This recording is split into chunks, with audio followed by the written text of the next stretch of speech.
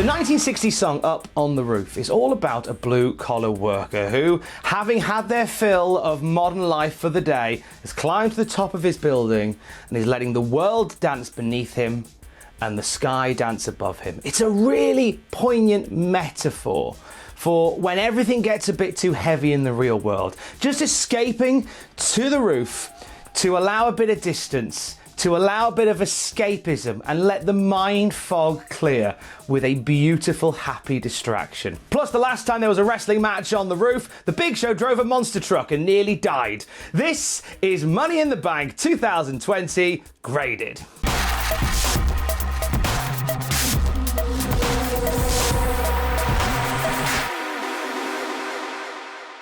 Just the one match on the Kickoff show. It's Jeff Hardy versus Cesaro. Great match to welcome Jeff back to pay-per-view. Cesaro doesn't go down without a fight in this one, though. We see him cutting off Jeff Hardy's barricade shenanigans with an uppercut. Stops Jeff Hardy coming off the top with an uppercut. Hits a beauty of a gut-wrench superplex as well, which was mwah, chef's kiss. But this is about the return of Jeff Hardy. We get the greatest hits from Hardy, and he finishes off Cesaro with a swanton bomb for the 1, 2, 3. B- for this one. They work really well together. I'd like to see Cesaro and Jeff do a little bit more. First match of the night proper. It is the SmackDown Tag Team titles on the line. The New Day defending against the Forgotten Sons, the Lucha House Party, and the Miz and John Morrison. Luchas look great in the early going of this match. They're flying everywhere, taking out everybody. They get cut down by the Forgotten Sons, who get quite a lot of meaty action in this match. There's one point where Miz and Morrison just suddenly turn up almost out of nowhere, like they burst into existence, wipe out everybody, and come within like that much of winning their titles back. But alas, it's not to be. New Day fight back near the end of this. Jackson Ryker pulls the rope down on Big E, gets ejected from ringside, and it looks as if Lucha House Party are going to capitalise on some of the chaos. We see Grand Metalik springboard towards Big E. Big E catches him with a big ending and gets the win for the New Day, retaining their tag titles in the process. Giving this a B. This was a fiery match to start the pay-per-view proper. Love the chemistry that these guys had.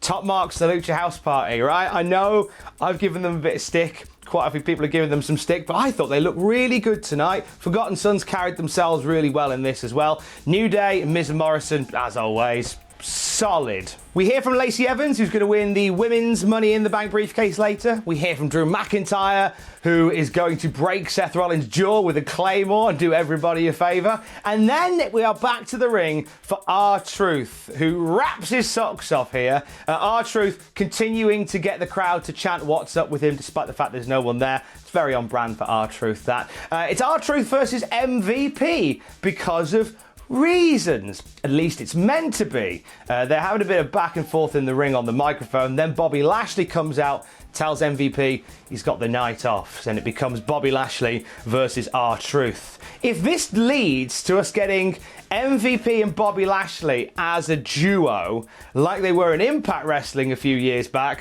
I am for that completely. R-Truth here gets a couple of licks in on Lashley, but this is Lasher being dominant, wins the match with a spear.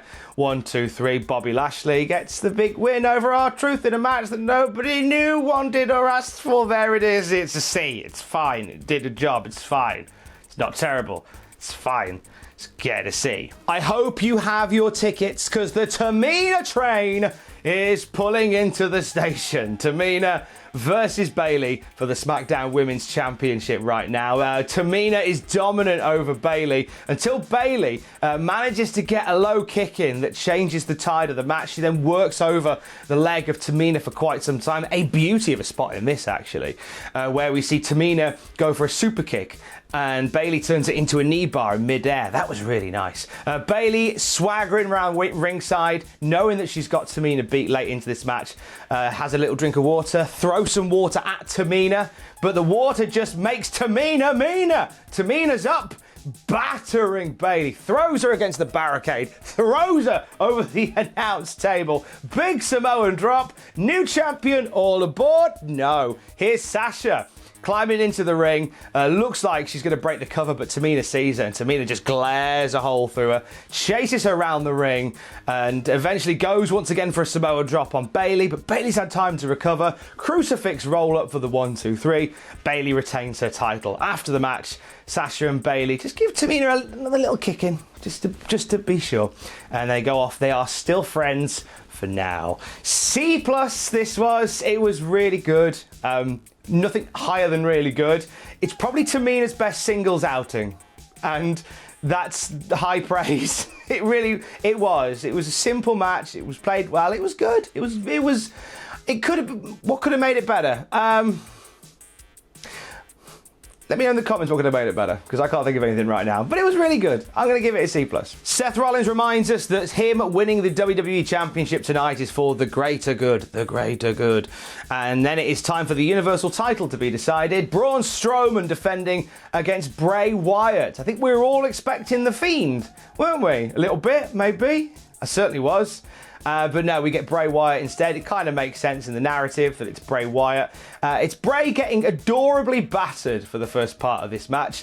He avoids a stampede from Strowman, sends Strowman crashing into the announce table because of his own momentum. And then we see Huskins the Pig Boy turn up, distract Braun long enough for Wyatt to hit a DDT. Actually, Bray Wyatt, as cuddly, jumper wearing Bray Wyatt, gets more offense in this match than I think in any other match he's been in. Tornado DDT out of the corner that looked really good, but he just can't keep Braun Strowman down. Even with his sister Abigail, doesn't quite get the job done. Braun rallies but gets kicked off the apron by Wyatt, and then the next time we see Braun, he is wearing the black sheep mask. And he tilts his head to the side, gives us all this. And Bray's in the ring crying because he's like, yes, you've come home. I knew you would. I told him you would. Braun gets in the ring, rips off his shirt, bows down to Bray Wyatt. All the puppets appear, all celebrating that Braun Strowman has come home. And they embrace. And Braun takes the mask off, smashes it under his foot. It was a setup all along. Running power slam, and Braun Strowman beats Bray Wyatt, and off he goes. Bray looks furious after this match. We see a little graphic for The Fiend as well that suggests this is far from over. You know what? Giving this a B-. In-ring, probably not the greatest of all wrestling matches, but the creativity around it, the innovativeness all around it, I was a massive fan of as well. So I liked all of the accoutrement that came with that, as is the case with a Bray Wyatt / Fiend match. So it was good. We are leading to Braun versus The Fiend. I do believe, as I said with my predictions, this is going to lead to Braun versus The Fiend and The Fiend winning back the Universal title. Watch this space. Do we get the hacker tonight? No. We get another video featuring the SmackDown hacker, where he once again says the truth's going to be revealed. There's probably some hidden messages in there that we'll be decoding on the Cultaholic channel over the next couple of hours, but no reveal for the SmackDown hacker so far, at least. But we've got a little video with his back to us talking about the truth and stuff. What if it ends up being gold dust? And this is how we wrap up GTV. Just put... It won't be, I know. That's a joke. Put me tongue in me cheek. There it is. The WWE Championship on the line now. Drew McinTyre defending against Seth Rollins. Drew is hoying Seth around for the first part of this match, winning most of the exchanges, just loving life, beating up Rollins. Rollins hits a low drop kick that starts to push the momentum back into Rollins' favour. The story with Drew, when he's on the defense from Rollins rather, is he just keeps kicking out. And he's getting angrier and angrier. This has been a nice little part of the Drew McinTyre package that we've seen more of lately, in the sense that every time he kicks out, he looks angrier. And then we've got a point in this match quite late on where he kicks out at 1 a couple of times, and Seth hits a frog splash and he kicks out at like 1.99999, and Seth is getting just more and more frustrated by this. Seth goes to get a steel chair at one point, and it looks like he's going to use it on Drew, then changes his mind, goes for a curb stomp and eats a Glasgow kiss. We then see Seth rally later in this match. Beautiful superplex and a Falcon Arrow for, again, a near fall. He can't put Drew away. We get to a point later in the match, much later, it's kind of the last 60 seconds of this one, where Seth is beating on Drew in the corner. Drew's got his foot all wrapped in an awkward way. Drew manages to hoof Rollins across the ring. Sets up for a Claymore, but Seth hits a super kick and gets a near fall. Oh, and you see the frustration in Seth's face every single time. Seth goes for the curb stomp, eats a Glasgow kiss. Seth bounces off the ropes, hits a super kick. Drew bounces off the ropes, hits a Claymore. 1, 2, 3. Drew McIntyre retains his title in a very competitive effort against Seth Rollins. After the match, Drew extends the hand for the handshake, and Rollins, after a few moments of consideration, returns the favour, and they shake hands. And Drew leaves the ring, leaving Seth to his own personal demons, I guess. And that is the match. Wow. This was an A. This was an A for me. I really enjoyed the chemistry these guys had. This was phenomenal. I've seen a few people say it online, and I want to echo it. It's true. Felt really bad that this didn't have a live crowd, because I think a live crowd would have just absolutely been enthralled by this match. It was just so beautifully structured.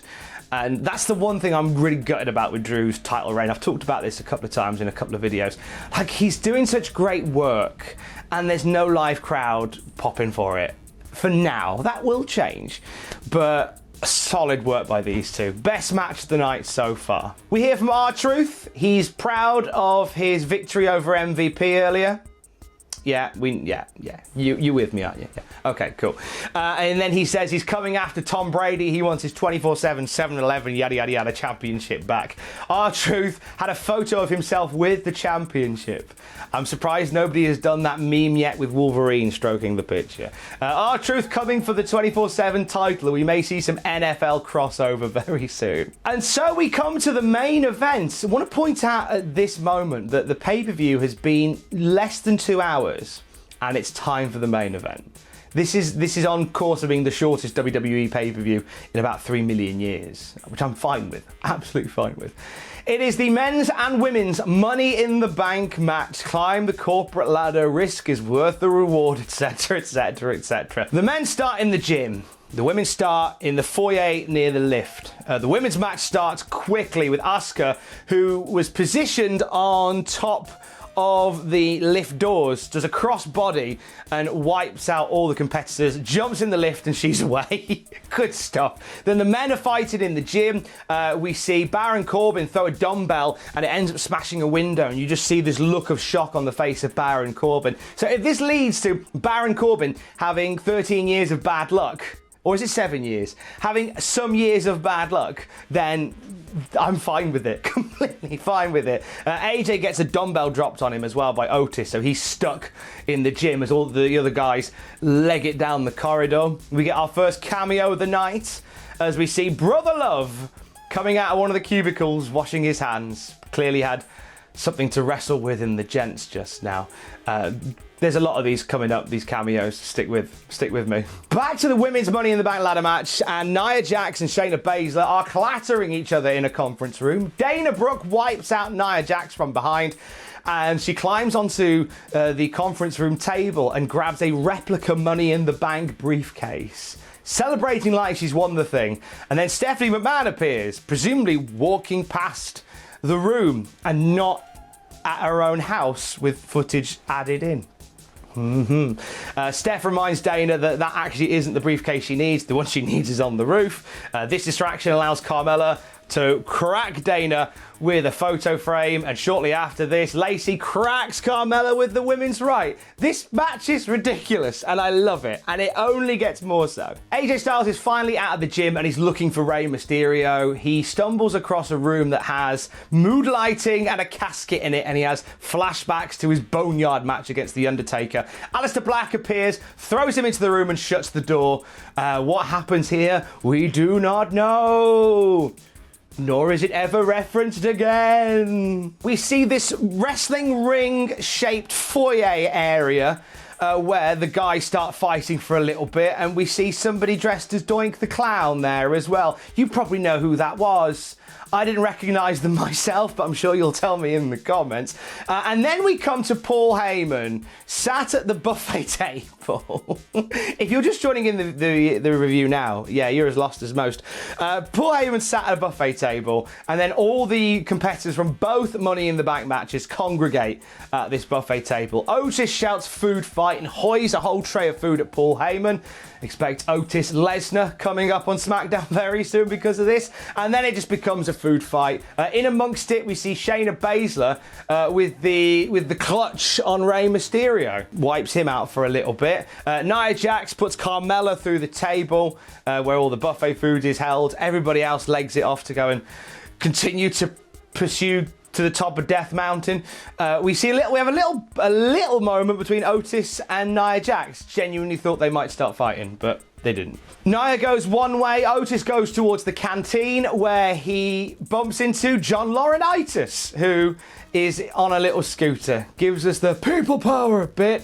Gets pied in the face. Thanks for coming, John Laurinaitis. I remember you from that thing that time. They continue to fight through corridors. AJ and Daniel Bryan push themselves through a door. There we see, inside this room, a dinosaur skull on the wall. So we know whose office this is. And lo and behold, in amongst the ruckus between Bryan and AJ, Vince McMahon stands up. His music plays.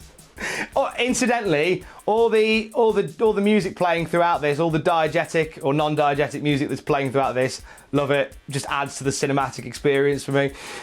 Vince tells them to get out, so they put the chairs back where they found them because they messed up some chairs at Vince's desk, and they take their leave. And Vince McMahon turns around and just carries on writing on a pad. I like to believe that Vince does all his writing on pen and paper. I don't like to think that Vince owns a laptop at all. So we finally make it onto the roof, and it's Asuka, Nia Jax, and Lacey Evans squabbling to get the women's Money in the Bank briefcase. Eventually, after some back and forth between all three, Asuka's on the top. Baron Corbin appears. King Corbin appears, climbs up the ladder to go for the men's one, but Asuka's like, no, get off, get off.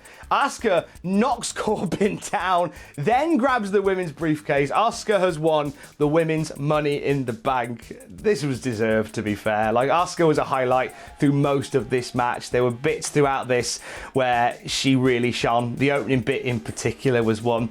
We don't see Shayna Baszler or Dana Brooke near the end of this. That's because Dana Brooke slipped on wet floor and knocked herself out, presumably. And Shayna Baszler, she got smashed up against a wall about 5 minutes before this, and we don't see her again. I mean, I guess her not being involved in the bit at the end still kind of keeps her strong. I'm just keen on keeping Baszler strong at the moment. But either way, Asuka wins the women's Money in the Bank. The men make it to the roof. Otis and King Corbin are the first to attempt to climb the ladder.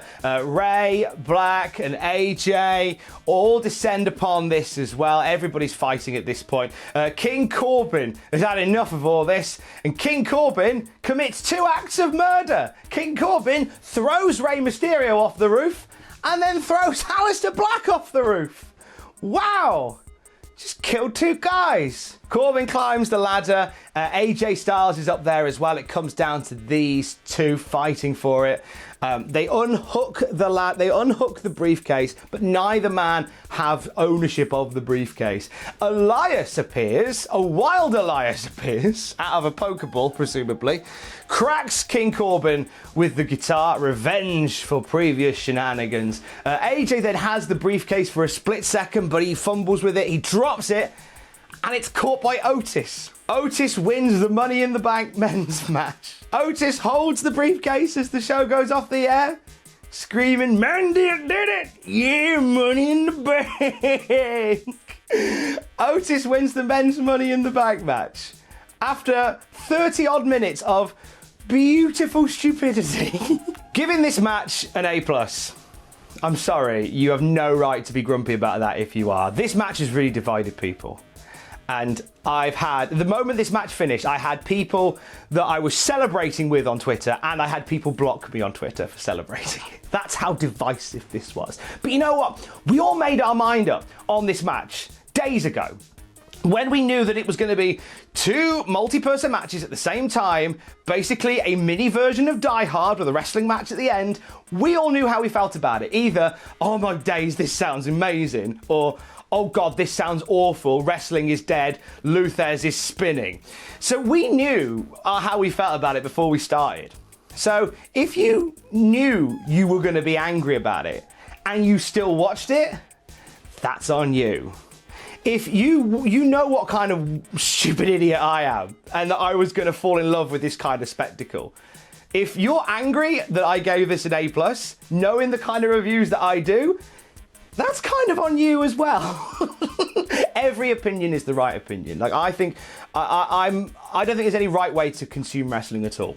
I'm not at all being an idiot like that. Like, I don't think there's a right way to consume wrestling. I think everybody watches it in different ways and they watch it for different things. I think the world is too silly and life is too short to spend time watching stuff you don't like.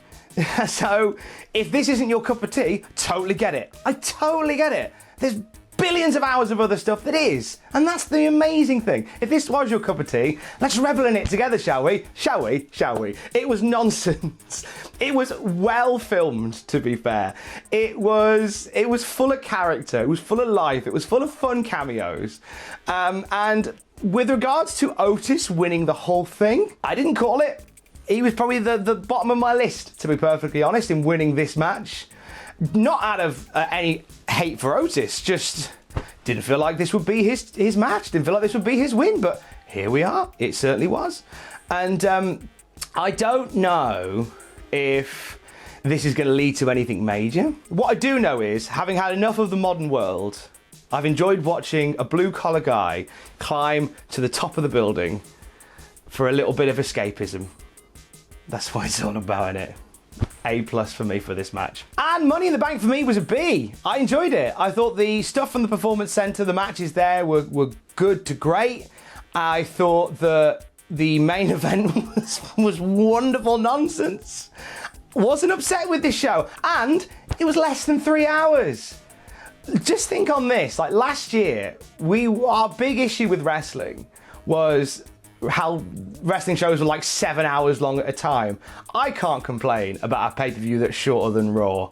I can't at all. I had a great night's sleep last night. It was wonderful. Congratulations, Otis. Press F in the chat for Aleister Black and Rey Mysterio. Corbin's in trouble. Stay safe. Love you. Bye.